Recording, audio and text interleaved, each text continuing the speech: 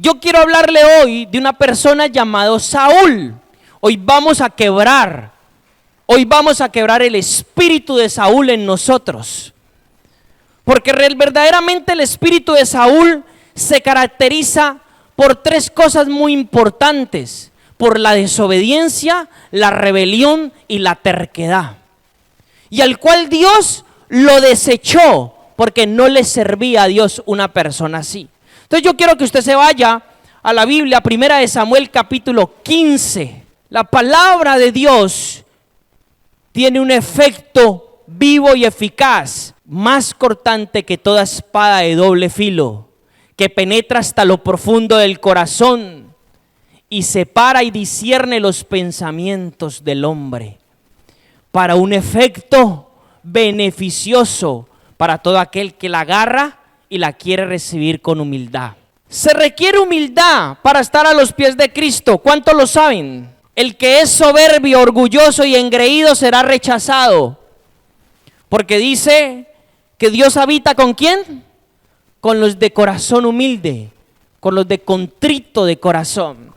Entonces, 1 Samuel capítulo 15, versículo 2. Para estas alturas va a pasar algo en la vida de Saúl, el cual el profeta Samuel lo va a confrontar y va a ser desechado por Dios. Para que usted tenerlo en el contexto, quizás aquí habrá alguna persona que no tenga ni idea quién es Saúl, ni habrá leído nunca en la Biblia. Pero para que usted tenga en cuenta quién era Saúl o el contexto de este capítulo, tiene que saber que Saúl Dios lo eligió para un propósito. Dios lo escogió para un propósito. Ese propósito a Saúl le exigía unos parámetros de obediencia y le exigía a él ser como Dios quería que él fuera. En otras palabras, lo lleva a nuestra vida. Cuando Dios nos elige por su amor y su misericordia, pero también nos va a exigir cumplir unos parámetros. ¿Estamos de acuerdo? Para este capítulo, versículo 2, así dice el Señor de los ejércitos: me acuerdo de lo que Amalek hizo a Israel, cómo se interpuso en el camino cuando salieron de Egipto. Verso 3, ve ahora y ataca a Amalek, dedica todo para que sea destruido, sin tenerle compasión. Haz morir hasta el hombre, hasta la mujer, desde el niño hasta el lactante, el buey, la oveja y el camello y hasta el asno. En estos dos primeros versículos dice que Dios le habla a Samuel y le da una orden a Saúl. Amalek fue un enemigo de Israel desde tiempos de la salida de Egipto. Entonces el mandato de Dios para Saúl a través del profeta Samuel era que Saúl tenía que ejecutar un juicio sobre Amalek, pero ese juicio tenía que ser ejecutado al pie de la letra. Es decir, Dios le fue muy claro a Saúl y le dijo: tienes que hacerlo de este modo, y este modo significa obediencia completa. Es decir, tienes que exterminarlos a todos y no hacer nada más que cumplir la palabra. Hasta ahí todo va bien. Y sáltese al versículo número 8. Saúl pasa revista, convoca al ejército, hace todo lo pertinente para cumplir esta misión, pero algo sucedió. Versículo 7, dice: Saúl derrotó a los amalecitas desde Ávila hasta llegar a Shur, frente a Egipto. Verso 8, y capturó vivo a Agag, rey de Amalek, y exterminó a todo el pueblo a filo de espada. Verso 9, escuche: pero Saúl y el pueblo dejaron vivo a Agag y no quisieron destruir lo mejor de las ovejas y de la vacada y de los animales engordados y de los carneros y de todo lo bueno. Solamente destruyeron lo inservible y lo sin valor. Entonces aquí ya vemos algo importante. ¿Qué le dijo Dios? Que todo tenía que ser destruido. ¿Qué hizo Saúl? Obedeció a medias.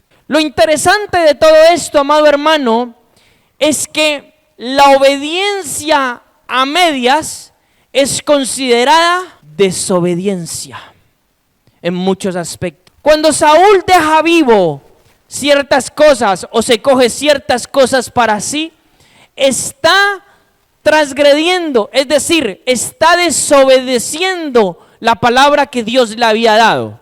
Ok, sigamos con la lectura. Entonces el verso 10 dice: vino entonces la palabra del Señor a Samuel diciéndole, qué interesante esto, me pesa, verso 11, me pesa haber designado a Saúl como rey, porque ha dejado de seguirme y no ha cumplido mis mandamientos.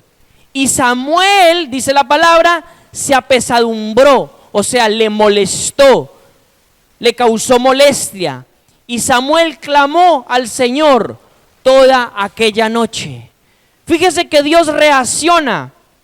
Dios le dijo: Saúl, tienes que hacer esto. Yo te había elegido como rey. Tienes una misión. Tienes que conseguir hacer algo. Pero dice Dios: me pesa haberte elegido como rey. ¿Por qué? Porque dejó de seguirle al Señor. No cumplió sus mandamientos, no cumplió su voluntad. Entonces sigue diciendo el verso 12. Entonces madrugó Samuel para ir al encuentro de Saúl. Para que usted entienda, Samuel era el portador de la voz de Dios. Samuel era un intermediario entre Dios y el pueblo, entre Dios y el hombre. En aquel momento era el profeta. No solamente era profeta Samuel, Samuel era sacerdote y era juez. Para los que no lo sepan, Samuel tenía un triple oficio. Por eso era un profeta muy pionero en su época. Entonces dice que él madrugó para encontrarse con Saúl por la mañana. Y fue dado aviso a Samuel diciendo: Saúl llegó a Carmeló. Y he aquí levantó un monumento y después volviendo ha pasado a Gilgal.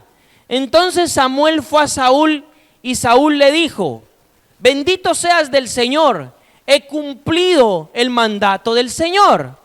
Fíjese qué interesante. Recibió unas instrucciones claras, no la obedeció al pie de la letra. Y luego él le dice a Samuel que él ha cumplido el mandato del Señor. Yo quiero que analice algo en este punto. Hay un punto ciego en Saúl. Y de la misma manera que hay un punto ciego en Saúl, hay un punto ciego en nosotros, en nuestra vida. Creemos que nosotros cumplimos la voluntad de Dios, pero realmente no es así. Sigamos con la lectura. Pero Samuel le respondió a Saúl: entonces, ¿qué es esto que oyen mis oídos? El balido y el mugido de las ovejas y las vacas que estoy escuchando. Es decir, ¿por qué Samuel le dice así? Porque las ovejas, las vacas y todas estas cosas Saúl las tenía que haber ¿qué? Destruido. No tenía que escucharse. Fíjese, póngase en la escena.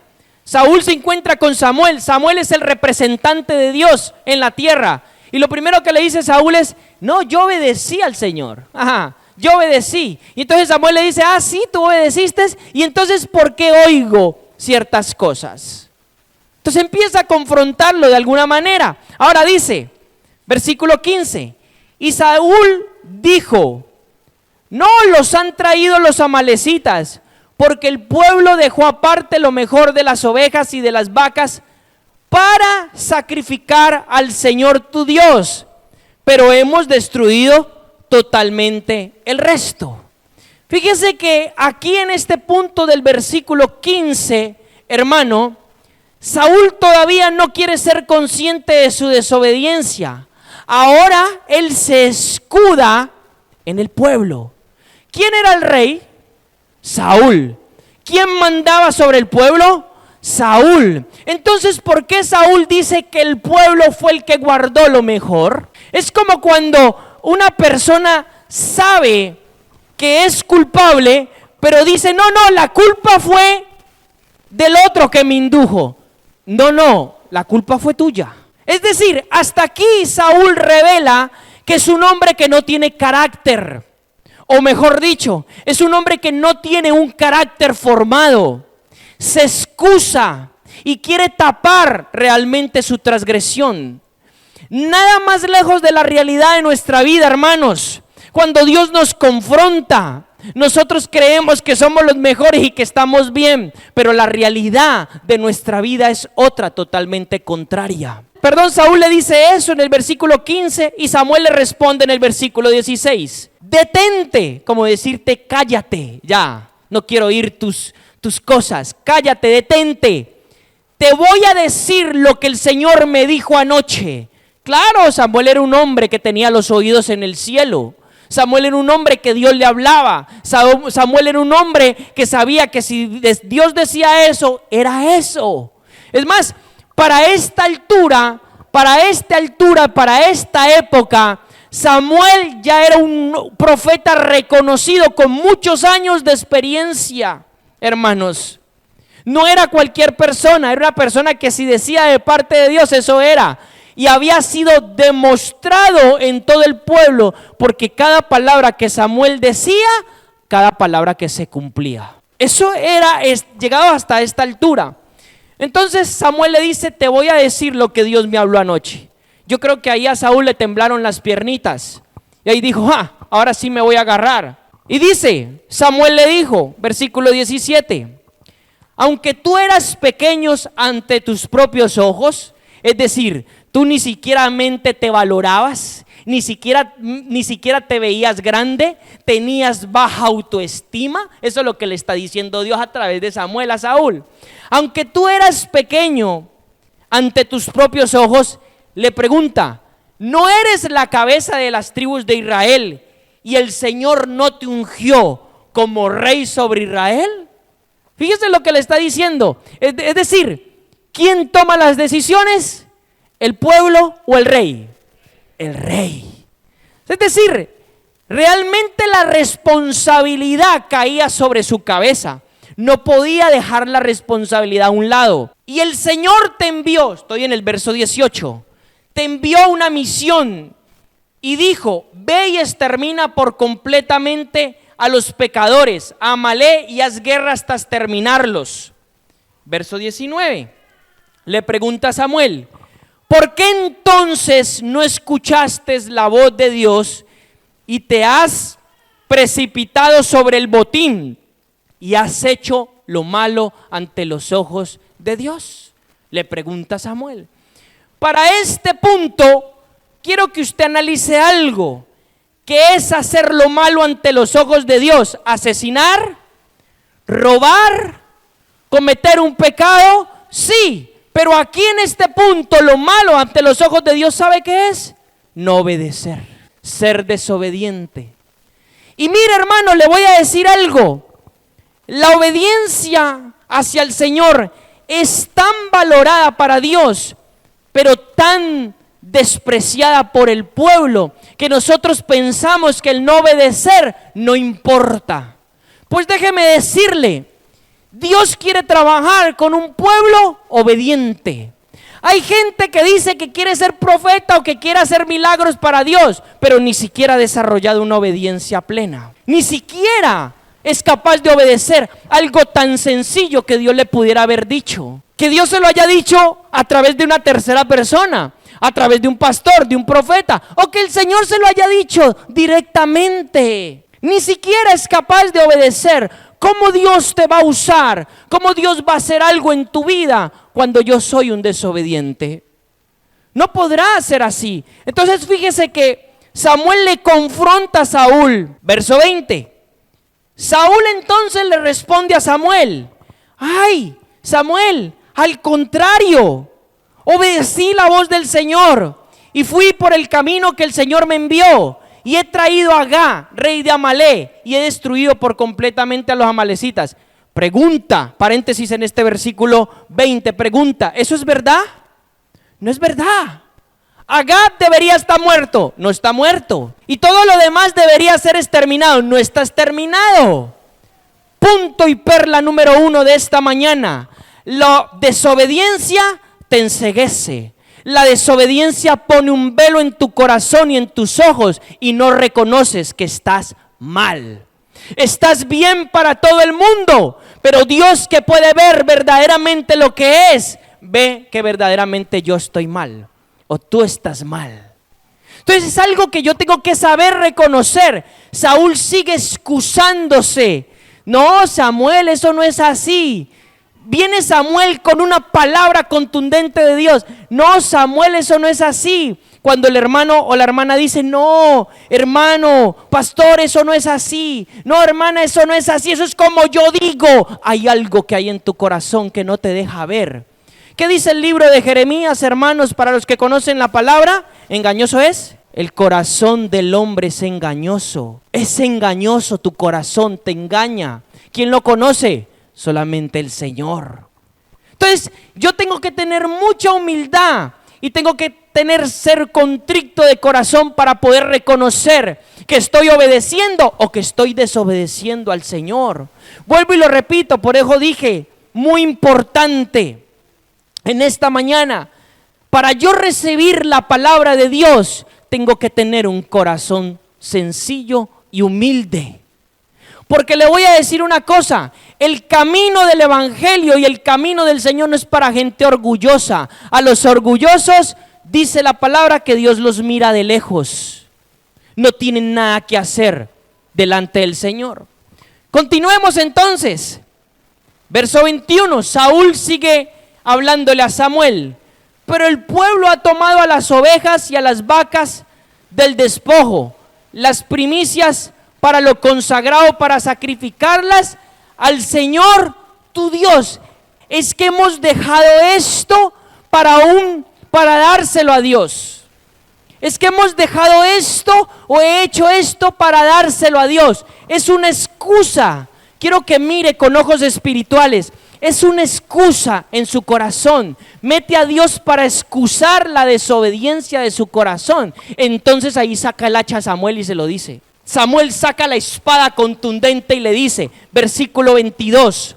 Y respondió Samuel, ¿acaso el Señor se complace en tus holocaustos, en tus sacrificios, como en la obediencia hacia el Señor? Interesante. ¿Acaso Dios se complace de cuánto le voy a dar yo a Él o cuánto voy a hacer por Él, como en que yo le obedezca verdaderamente? Ahí está el punto. ¿Dónde se va a complacer el Señor? ¿En cuánto usted pueda darle? No. ¿En cuánto usted pueda hacer por Él? No. ¿En cuánto usted le pueda servir? No. ¿En cuántos milagros Dios le use? No. Dios se va a complacer en una obediencia completa. Entonces, hay gente, yo me sorprendo, porque cada vez que yo discierno el corazón de las personas, hay gente que quieren que le hablen de dones, de ministerios, cuando ni siquiera son capaces de obedecer algo tan sencillo.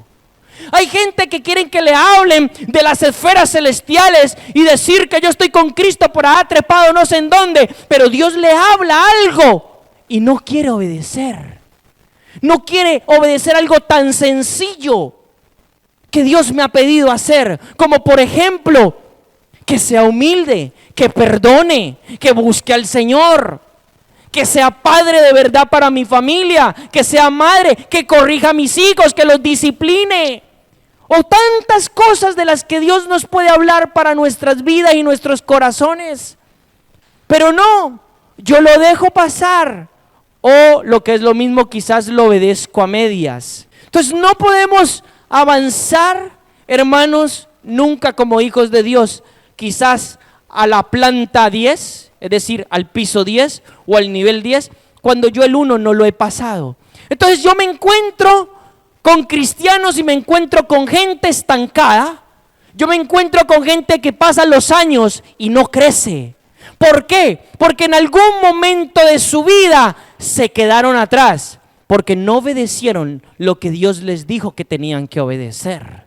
Entonces vuelvo a la escritura. Samuel lo confronta y le dice, ¿acaso Dios se complace en lo que tú le vas a dar? Tus sacrificios, tus ofrendas, tus bueyes, tus vacas. No, Dios se va a complacer en la obediencia. Y él le dice, termina diciendo con la segunda parte del versículo 22. He aquí, el obedecer es mejor que los sacrificios, Y el prestar atención es mejor que cualquier cosa que tenga que ver con los carneros. El obedecer es mejor que los sacrificios. El obedecer es lo que el Espíritu de Dios busca de nosotros.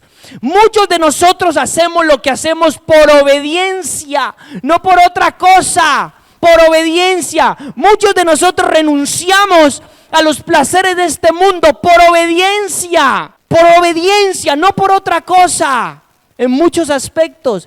Eso es obedecer, y en eso es lo que el Señor se va a complacer, como nosotros, como pueblo. Entonces ciertamente hay algo que tiene que ser arrancado en nuestra vida, como la desobediencia. Tiene sus raíces principales. Yo quiero resaltar en estos versos 3 cosas que se las voy a desglosar, y yo quiero que usted ponga atención, para el que quiera poner atención y para el que quiera verdaderamente progresar y llegar a otro nivel.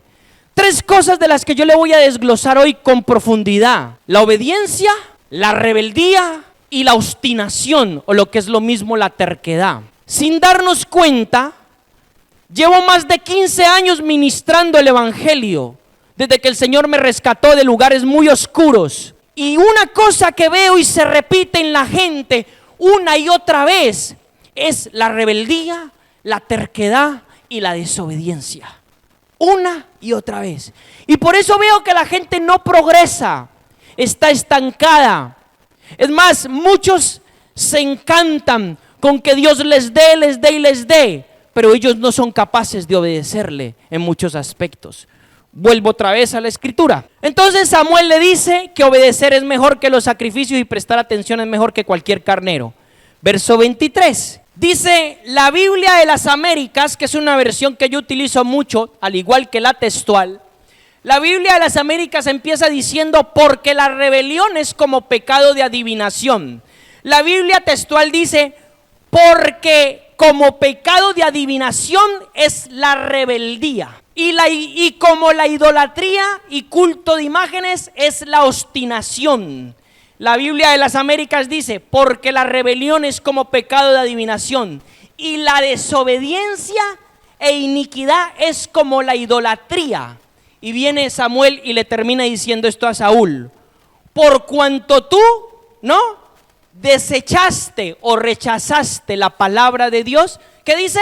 Dios te ha rechazado como rey. Voy a hacer un paréntesis allí. Saúl representa, yo ahora le voy a hacer una pregunta bien interesante, pero hasta este punto lo que hemos visto, Saúl representa una persona con una debilidad de carácter terrible, o lo que es lo mismo, una persona que no se deja moldear por el Señor, que se resiste a los tratos de Dios, que no deja que Dios ponga en ella o en la persona, ponga su corazón, ponga su carácter. Eso es lo que es Saúl, eso es lo que a él le representa.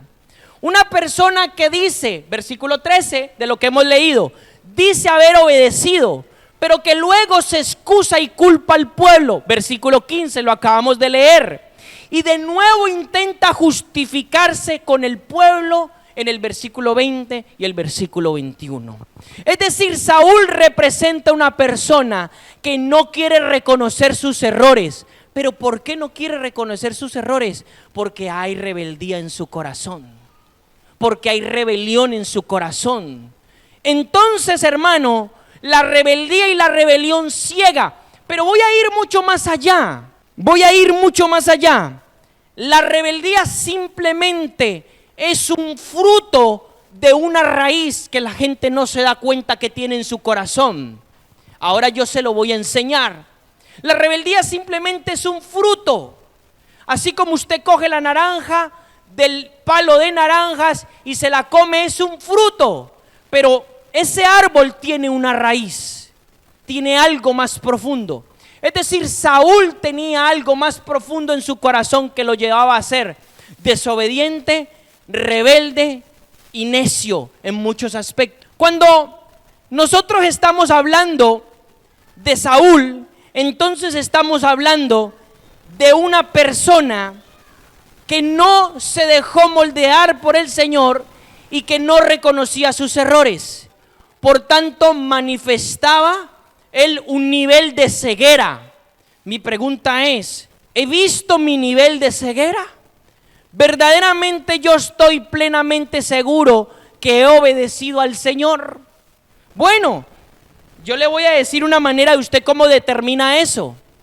Si usted cree que usted ha obedecido al Señor, entonces, ¿cuáles son sus frutos?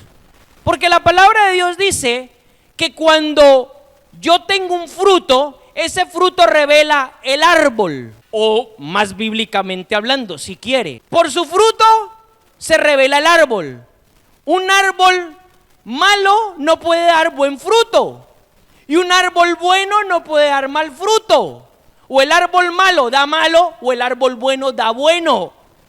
Lo mismo una fuente de agua amarga no puede dar agua dulce, da agua amarga. Es decir, ¿cómo usted juzga o examina su obediencia para el Señor? ¿Cuál es el fruto que usted ve a su alrededor? ¿Cuál es su crecimiento espiritual? ¿Cuál es su victoria? ¿Cómo se siente? ¿Está en el reino de Dios o está en desolación y en esclavitud? De esa manera yo determino si yo he sido obediente o no he sido obediente.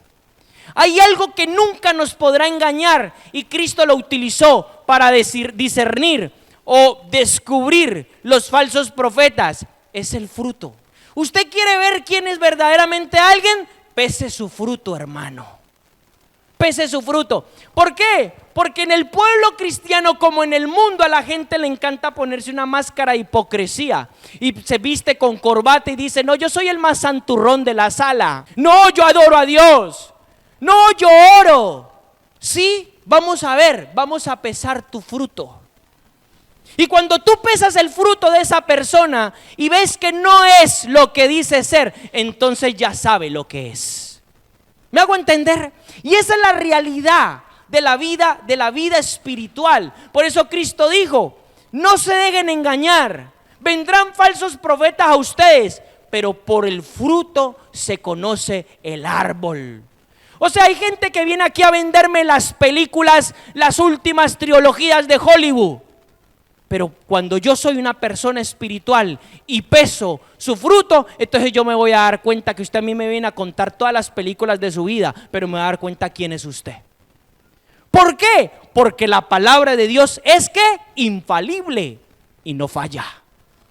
No falla. Entonces, ¿cuál era el fruto de Saúl? ¿Cuál era el fruto de Saúl? Excusas, terquedad, rebeldía en su corazón. No quería obedecer lo que Dios quería con él. Por tanto, Dios lo desechó como rey de Israel. No, hermano, no le estoy diciendo que Dios lo va a desechar. Ese no es el mensaje. Yo no creo en un Dios que lo va a desechar y le va a meter a usted una patada y lo va a tirar a la basura. Pero sí creo en un Dios que es Padre y por amor le va a corregir. Si usted se deja corregir, claro está. Porque uno tiene que dejarse corregir. ¿Sí me hago entender? Y Dios quiere que el pueblo no se pierda. Pero si el pueblo se pierde, no se pierde porque Dios le rechaza. Se pierde por su propia desobediencia y sus propios problemas en su corazón. Hasta este punto yo veo cómo se está manifestando Saúl. Veo que Samuel le confronta. Pero mi pregunta es esta, o mi pregunta para usted es esta: ¿cómo es posible? Porque usted podría preguntar, bueno, y si Saúl era así, ¿por qué Dios le escogió? El punto era que Saúl no era así.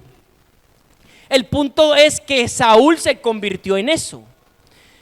Escúcheme, ¿cómo es posible que en el capítulo 10 del mismo libro que estamos tocando, la Biblia dice que el Espíritu de Dios vino sobre Saúl y lo transformó en otro hombre? ¿Cómo es posible que un hombre que tuvo un encuentro con el Espíritu de Dios se haya degradado y haya caído hasta lo que estamos viendo en el capítulo 15? ¿Cómo es posible? ¿Es eso posible? Claro que es posible. Es posible que una vez mi corazón esté alineado con Dios y en paso del tiempo y de las circunstancias que me rodean, mi corazón se puede desalinear. Claro que es posible. Y lo hemos visto, yo lo he visto en la palabra de Dios una y otra vez. Podría hablarle de Gedeón, empezó bien, terminó mal. Podría hablarle de Sansón, empezó bien y terminó mal. Podría hablarle de Salomón, empezó de lo lindo y terminó mal. Saúl empezó bien y terminó mal. ¿Será que usted y yo podemos empezar bien y terminar mal? Claro que sí. Claro que podemos, hermanos.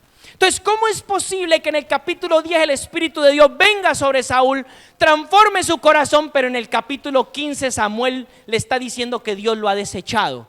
Bueno, hay una razón muy importante y está en el capítulo 13 del libro de Samuel. Y en el capítulo 13 del libro de Samuel, no se lo voy a leer, se lo dejo para los que tengan disciplina en su casa si lo quieren leer. En el capítulo 13 pasa algo muy esencial en la vida de Saúl. Pasa algo que abrió la puerta al corazón de Saúl para que posteriormente se degradara. En el capítulo 13, Saúl usurpa una asignación solamente por agradarle a los hombres que le pertenecía a Samuel. Es decir, le cuento rápidamente. Samuel le dijo a Saúl que él lo tenía que esperar cuando él se estaba reuniendo contra los filisteos. Como Samuel se retrasó, entonces Saúl, muy porfiadamente, porque vio que el pueblo se le estaba yendo y era una persona que le encantaba que la gente lo salameleara, era una persona que le encantaba lo que la gente decía de él, era una persona que estaba enfocada en agradarle a la gente y no agradarle a Dios. Entonces él cogió e hizo un sacrificio cuando a él no le tocaba hacer ningún sacrificio. En otras palabras, él presentó fuego extraño delante de Dios. Cuando Samuel llegó a la escena, estoy en el capítulo 13 de Primera de Samuel. Cuando Samuel llegó y vio lo que había acontecido, lo primero que le dice Samuel a Saúl: ¿cómo es que has actuado tan neciamente? Y la primera exhortación que el profeta le da a Saúl es: por lo que tú has hecho, tu reino no será postrero. Es decir, Dios ya había arrancado la posteridad de su reino, es decir, ninguno de sus hijos iba a heredar el reino, pero no lo había arrancado a él del reino. El arrancarlo a él del reino viene en el capítulo 15. Ahora, ¿qué pasó allí en el corazón de Saúl? Pasó algo muy interesante. Quiero llevarlo a mostrarle esto. Cuando usted mira la palabra del capítulo 15, versículo 23, y analiza la palabra rebelión en la versión textual o rebeldía en la versión de las Américas, usted se va a encontrar algo muy interesante, que se va a encontrar la palabra en el hebreo merí, que significa amargura. Entonces, ¿qué quiero decirle con esto, amado hermano? Quiero decirle que en algún momento de la vida de Saúl, el corazón de él se amargó. Y cuando el corazón de Saúl se amargó, entró en un proceso de rebelión, entró en un proceso de rebeldía. Esto es algo que no ocurre de la noche a la mañana. Como todos los procesos requieren tiempo, esto es algo que, así como la semilla es sembrada y requiere tiempo para que brote, de la misma manera esto aconteció en su corazón. Se sembró en un momento de su vida, su corazón se amargó y entonces brotó la rebeldía. Con el tiempo Saúl, amargado por ciertas cosas que pasaban en su vida, brotó a ser rebelde. Es decir, hermanos, la raíz de la rebelión en nuestra vida no es la propia rebeldía, lo he dicho, es un fruto, es la amargura que nosotros podemos tener. No dice la Biblia en el capítulo 12 del libro de Hebreos que si brota una raíz de amargura en nosotros, nos inhabilita o obstaculiza para que nosotros podamos disfrutar de la gracia de Dios. Dice eso. El corazón de Saúl se amargó y su corazón fructificó en rebeldía. Hermano, ¿cómo puede usted amargarse? Le voy a decir algo muy importante para el que lo quiera creer. El Espíritu del Señor me habló. Hay gente, hermano, aquí y en otros lugares que manifiestan desobediencia y rebeldía porque en algún momento de su vida su corazón se amargó. ¿Cómo se puede usted amargar? le voy a decir algo tan sencillo. Los procesos de Dios, cuando no sabes afrontarlos, te amargan. Te amargan cuando no perdonas. Te amargas cuando no solucionas las cosas que se han dejado inconclusas en el pasado. Te amargas, hermano, cuando las cosas no salen como tú quieres que salgan. Y eso produce una amargura en tu corazón. Y automáticamente, ¿sabes qué? Todo te molesta.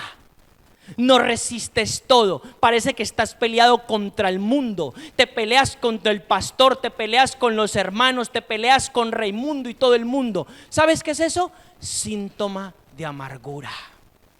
Hay amargura en tu corazón. No has logrado verlo. Y la amargura te inhabilita totalmente de recibir la gracia de Dios. La amargura te inhabilita de obedecer al Señor. La amargura produce en ti, como dice, ajenjo, amargura, que es una rama amarga. Entonces usted no halla plenitud en nada. No le va bien en el trabajo, se asquea del trabajo. Si está trabajando, se levanta y dice: oh, ya tengo que ir a trabajar. Está amargado, no tiene contentamiento. Usted va a una reunión de estas y va amargado. El pastor predica y usted está amargado, sale peor de lo que debería haber salido. Resiste la palabra de Dios. ¿Por qué? Hermano, tiene un sentido. Mi corazón está amargado. Mi corazón está amargado, y cuando mi corazón está amargado, yo voy a manifestar rebeldía. Entonces viene el mayordomo de Dios y le dice: hermano, usted tiene que alinear esto en su corazón. ¿Sabe qué? Yo no quiero saber de nada. Y sale y suelta la puerta. ¿Por qué? Porque el corazón está amargado. Le molesta todo. Y si Dios levanta a otras personas, usted también se amarga. Y dice: ¿por qué Dios no me levanta a mí? Está el corazón amargado. Hermanos, yo les voy a hablar con sinceridad en mi corazón. Es muy fácil amargarse, mucho más fácil de lo que usted se imagina. Porque cuando Dios viene a procesarte, Dios quiere hacer algo en tu vida, quiere triturarte en el buen sentido de la palabra para sacar un buen aceite. Cuando tú no logras entender que eso es un proceso y afrontas el proceso con la actitud correcta, es decir, con fe, con alabanza y con gloria a Dios, entonces te amargas. El mismo proceso te amarga y nada te sale bien. No estás satisfecho con nada. Es como esas personas que están peleadas contra el mundo y nadie quiere, y automáticamente su alma amargada quiere sacar el culpable. No, el hermanito que no me llama. No, el hermanito que no me invita. No, el otro que no me llama para nada. Y no sabe quién es el culpable. El culpable no es nadie, ni usted mismo. El problema es que hay una carcoma, que es la amargura, que se lo está comiendo por dentro. Y entonces manifiesta rebeldía. Escuche esto. Algunas manifestaciones de un corazón amargado. Por ejemplo, yo esto ya lo he predicado, la murmuración. Cuando hay un corazón que está amargado, automáticamente murmura. Mire lo que dice Números capítulo 17, versículo 10. Pero el Señor le dijo a Moisés: vuelve a poner la vara de Aarón delante del testimonio para guardarla por señal a estos rebeldes.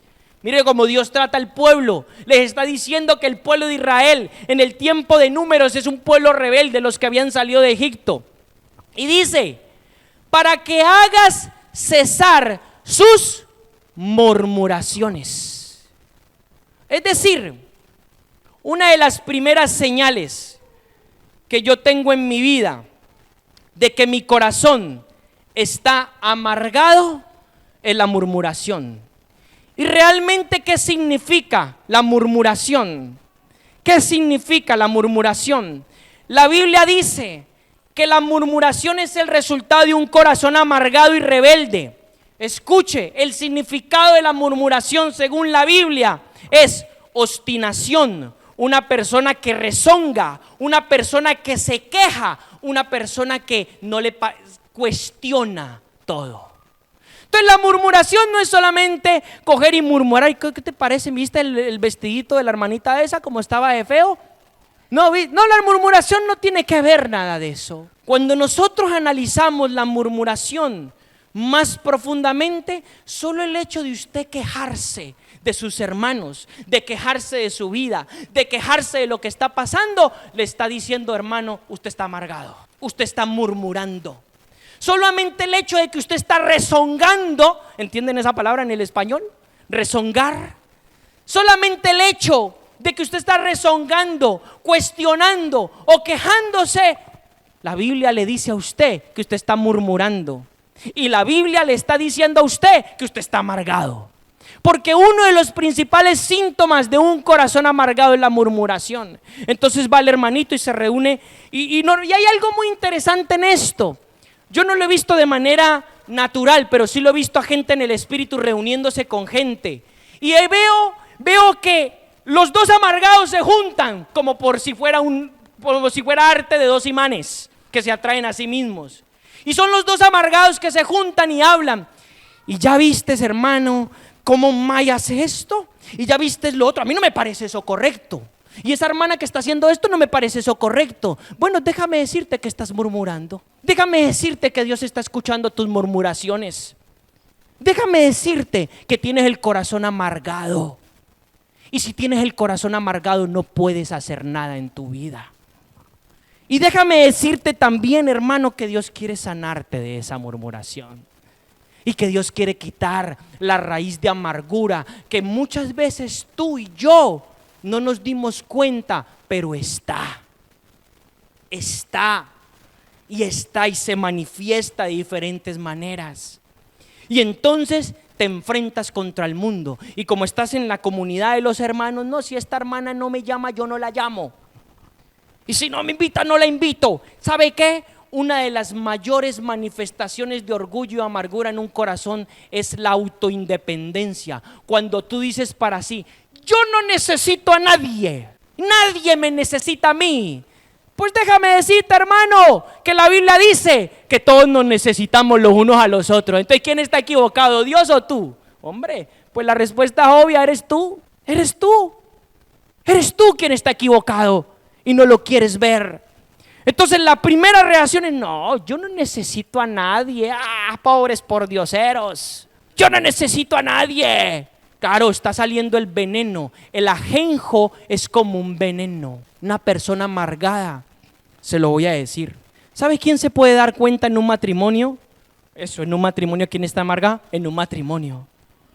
Cuando usted, hermano, ve a su esposo que todo le irrita, no está acomodado con nada, está amargado ese hombre. Está amargado, esa mujer está amargada en muchos aspectos. Entonces yo creo, hermanos, y se lo voy a decir con mucho amor, que si Dios habla y habla de estas cosas, es porque Él tiene la intención de sanarte.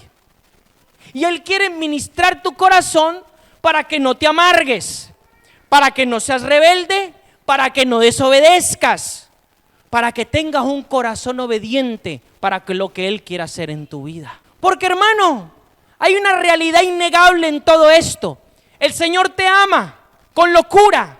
El Señor te ama incondicionalmente, claro que sí.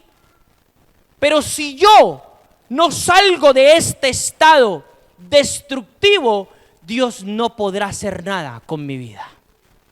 Entonces, la amargura tiene que ver con un corazón que murmura, con un corazón que no puede ya resistir lo que está pasando, con un corazón que en algún momento de su vida abrió la puerta y cuestionó, se quejó. ¿Sabes también cómo te amargas? Y te lo voy a decir no porque yo lo haya visto en otra persona. Te voy a ser sincero hoy. Yo no necesito ver estas cosas en la palabra porque lo veo en otras personas. Yo lo necesito vivir. ¿Sabes cómo te amargas? ¿Sabes cómo te amargas? ¿Sabes cómo sabes que estás amargado? Cuando te quejas. No me sale esto. ¿Por qué me pasa esto a mí? No me salen los negocios. No me quiere pagar. Y queja tras queja, queja tras queja. Entonces tienes tus hijos, este niñito no hace caso. Y queja tras queja. tras queja. ¿Qué significa eso, hermano? Significa que estás amargado. Significa que estás amargada. Porque el reino de Dios no es queja ni amargura. El reino de Dios es justicia, paz y gozo en el Espíritu Santo. Entonces la amargura se manifiesta. He dicho y recapitulo este punto. La rebeldía o la rebelión es el fruto de la amargura.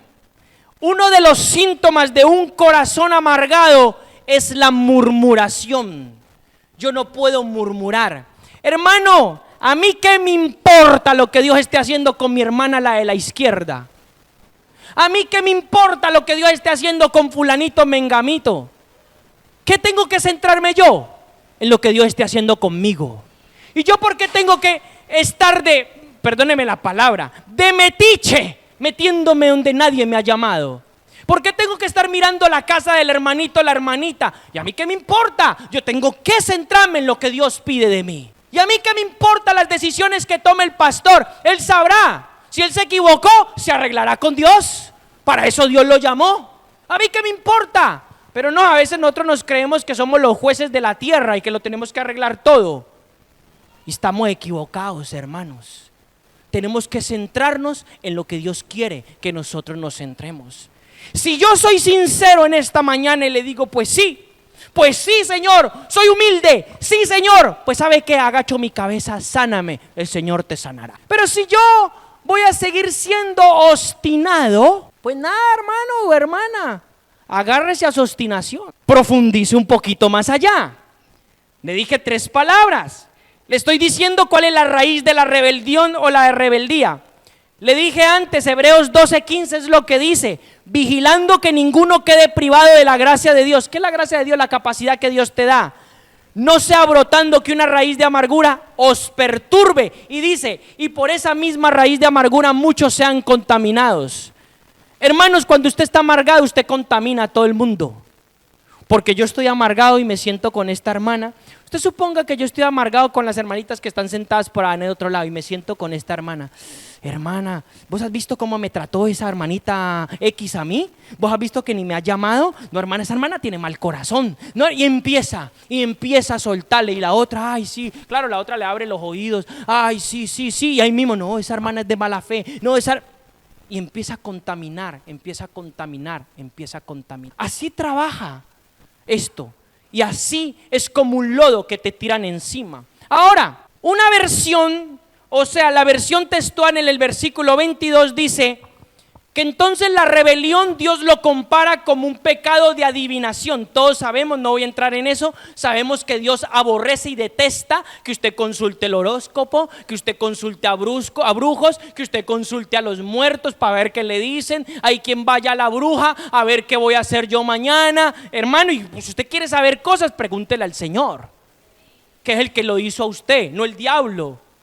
¿No? Entonces sabemos que Dios detesta la adivinación. Entonces cuando hay un pecado de rebeldía que se manifiesta en mi vida, Dios dice también que es adivinación. Y cuando volvemos al otro punto, y cuando dice el versículo 23,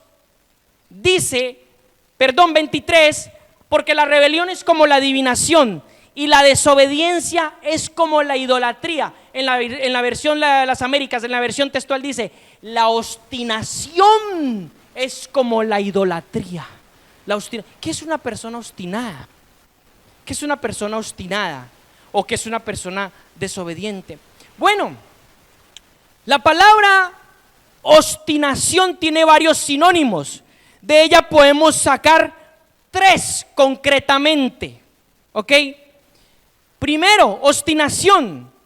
La palabra obstinación en la RAE, ¿ok?, que es el idioma, la mayoría aquí materno que usted maneja, dice que es una persona dura de cerviz. Yo ahora le voy a explicar qué es dura de cerviz.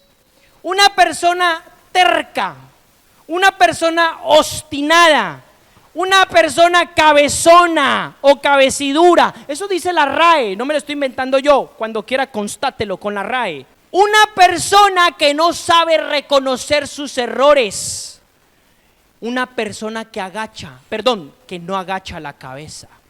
Una persona que es incapaz de decir: sí, hermana, me equivoqué.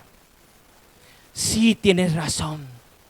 Eso es la obstinación, eso es lo que estaba pasando con Saúl. Entonces dice el verso 23 que la obstinación es como la idolatría. ¿Cuánto Dios detesta la idolatría? Muchísimo, muchísimo. Eso podemos sacar varios sinónimos. Terco es uno de ellos. ¿Quién es una persona terca? La RAE dice, una persona pertinaz, obstinada e irruptible e inmanejable. Siempre tiene que hacer como él dice que es. Eso es una persona terca. Podemos sacar otro sinónimo.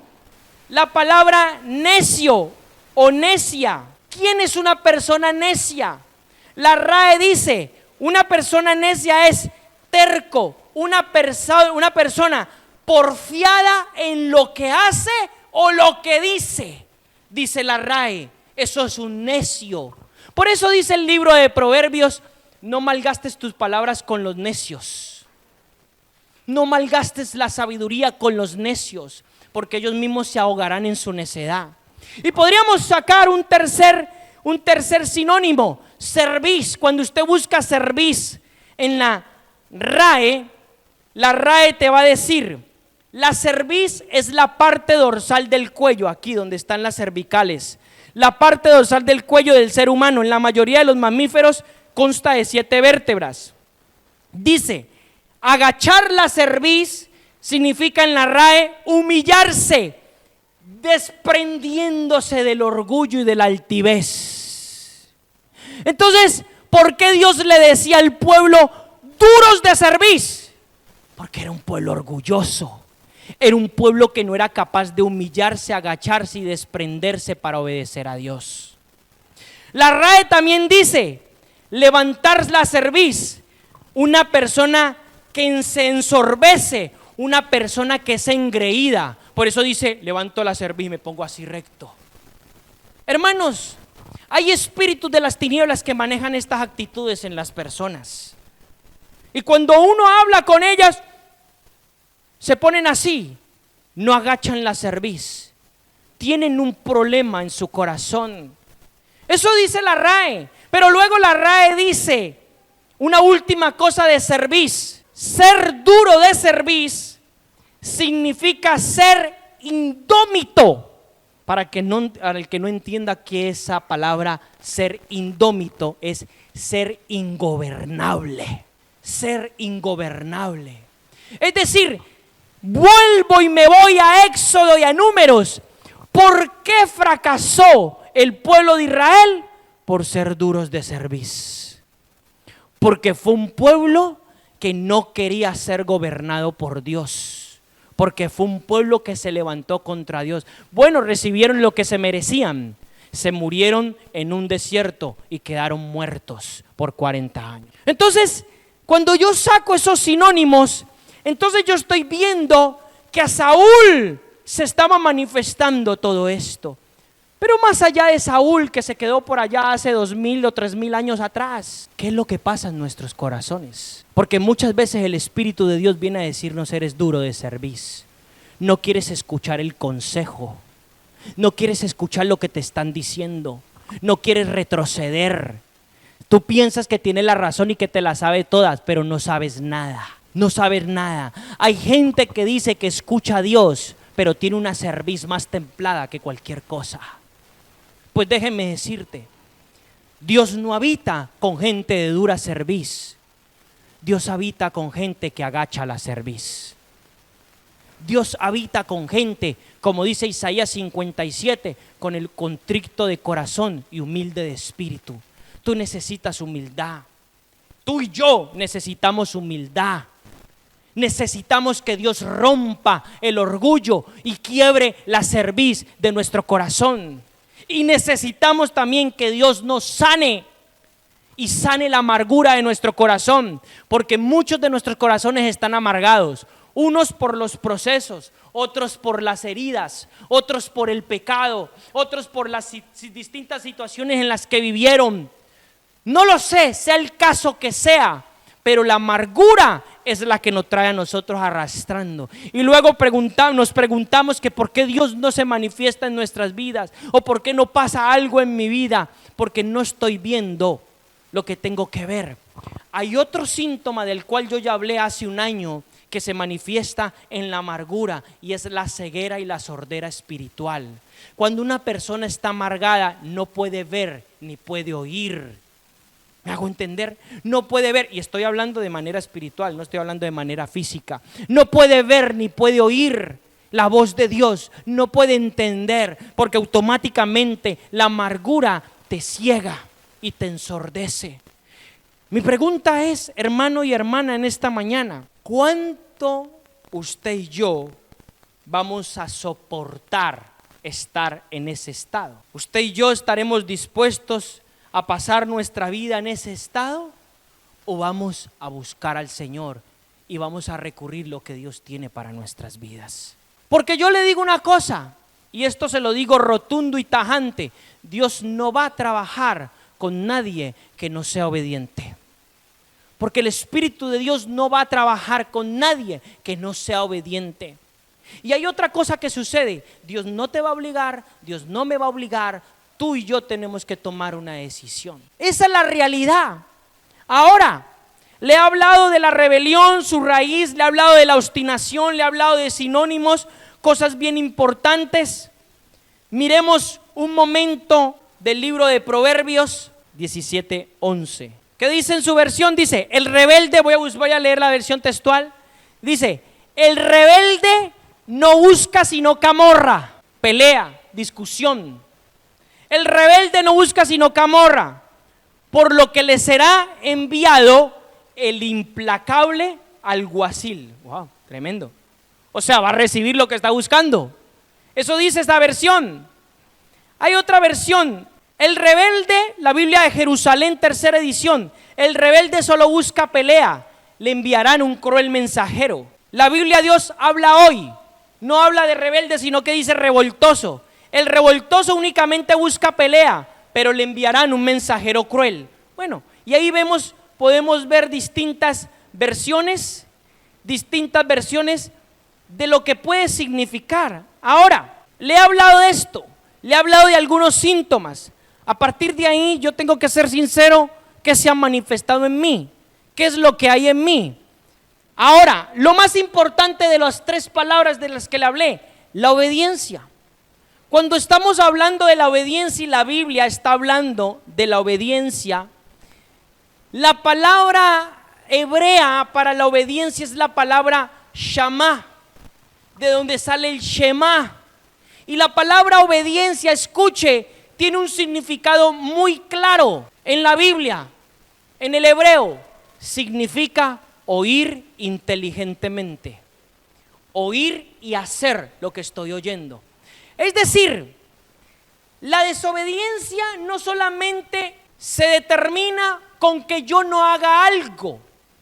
La desobediencia se determina cuando yo decido no escuchar lo que se me está diciendo.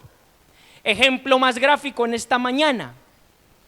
Si usted decide no escuchar lo que Dios está diciendo para usted, es desobediencia. Porque la obediencia tiene que ver con escuchar inteligentemente, atender y cumplir lo que Dios está hablando para mi vida. Eso significa, por eso la Biblia habla del Shema Israel. Oye Israel, tu Dios uno es. Amas al Señor tu Dios con toda tu mente, con todo tu corazón, con todas tus fuerzas. Oye Israel, siempre Dios le habló. El oír de Dios no es oír como que usted escuche un sonido en esta sala. El oír de Dios tiene que ver con atender, con escuchar con inteligencia, con hacer lo que Dios me está llamando a hacer. ¿Me puede entender? Eso es la obediencia. Entonces, hasta que yo no oiga verdaderamente en Dios y no camine en eso, yo no podré ser obediente para el Señor. ¿Me hago entender? Creo que eso es lo más importante que yo debo entender. Y voy a 3 versículos más. Deuteronomio capítulo 6, versículo 3 y 4. Moisés les habló algo acerca de esto. Se lo acabé de citar. Oye Israel, cuidarás de hacerlo. Dice el versículo 3, Deuteronomio 6:3. Oye Israel, ahí está diciendo Shema Israel, o sea, escucha inteligentemente y obedece, es lo que le está diciendo. Oye Israel, pues cuidarás de hacerlo. ¿No te habló el Señor Dios de tus padres para que te vaya bien y seas multiplicado en gran manera en la tierra? Entonces hazlo, sé obediente. Dios nos está diciendo, si usted quiere que le vaya bien en la vida y tener vida eterna y provocar cosas buenas en usted, entonces oiga y sea obediente. ¿Me puede entender? Y creo que eso es lo más valioso que nosotros podemos tener. Ahora, eso habla Deuteronomio. Santiago le dice al pueblo, o Jacobo en la textual, pero sean ¿qué? Hacedores de la palabra. Sean hacedores de la palabra y no sean oidores. Muchos han sido oidores en este último tiempo. Por eso no se les queda nada. ¿Qué es ser oidor? Usted escuchó algo, pero no lo puso en práctica, no obedeció. Santiago dice, sean hacedores de la palabra y no oidores. No se engañen a ustedes mismos, porque si alguno es oidor y no hacedor de la palabra, es como un hombre que se mira en un espejo natural y ¿qué dice? Se mira y se va e inmediatamente se olvida de cómo era su rostro. Entonces dice, pero el que mira atentamente la ley perfecta de la libertad y persevera en ella, no siendo oidor olvidadizo, sino hacedor de la obra, este será bienaventurado en practicarla. Eso dice Santiago. Entonces, ¿cómo puedo yo alcanzar una obediencia en el Señor? Escuchando atentamente lo que se me está diciendo a mi vida. Escuchando atentamente. Hay gente que le han pasado calamidades por no obedecerle a Dios. Hay gente que le han pasado calamidades. Hay gente que Dios obró. En estos 15 años yo me he encontrado con muchas cosas. Y hay gente, hermano, que se lo ha pasado por la galleta. Tienen su merecido. Y luego están culpando que si la iglesia esa era mala, que si el pastor ese era malo. No, hermano, el malo es usted. Usted nunca pudo hacer las cosas bien.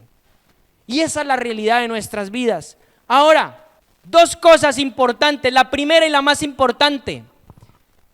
La mayor expresión de Jesucristo, escuchen, no fue la cruz. La mayor expresión de Jesucristo fue la obediencia. Porque Él por obediencia fue a la cruz, lo sacrificaron, lo mataron y lo desangraron. Por obediencia, no por otra cosa. Entonces la mayor expresión de Jesucristo en la tierra no fue el ir a la cruz, el ser obediente y hacer la voluntad de Dios. Ese es mi mayor ejemplo, es nuestro mayor ejemplo. Y la segunda, Génesis 22:18, solamente con la obediencia tú podrás trascender en algo extraordinario para tu vida. Dios le dice a Abraham en Génesis capítulo 22:18 y Él le dice algo muy importante. Le dice, en tu simiente, es decir, en tu descendencia serán benditas todas las naciones de la tierra. ¿Pero por qué? ¿Cuál es la condición? ¿Lo está leyendo? Porque obedeció la voz. Porque Abraham obedeció la voz. Hermano, muchos de nosotros estamos queriendo que Dios haga algo en nuestras vidas y le estamos reclamando promesas a Dios. Déjeme decirle algo y con esto voy a terminar. Las promesas de Dios en su vida no se harán hasta que usted no se sujete, hasta que usted deje de ser indómito, deje de ser rebelde, deje de ser duro de cerviz, hasta que usted no agache la cabeza y diga qué hay que hacer. En vez de levantarse y exponer sus argumentos, mejor diga, ¿sabe qué? ¿Qué necesito yo del Señor? Aquí agacho mi cabeza. ¿Qué necesito yo del Señor? Aquí agacho mi cabeza. Eso es lo que Dios está esperando de un pueblo. Si no, hermano, le digo, se quedará dando vueltas en su desierto, tarde que temprano morirá y no cumplirá lo que Dios lo trajo a usted a esta tierra.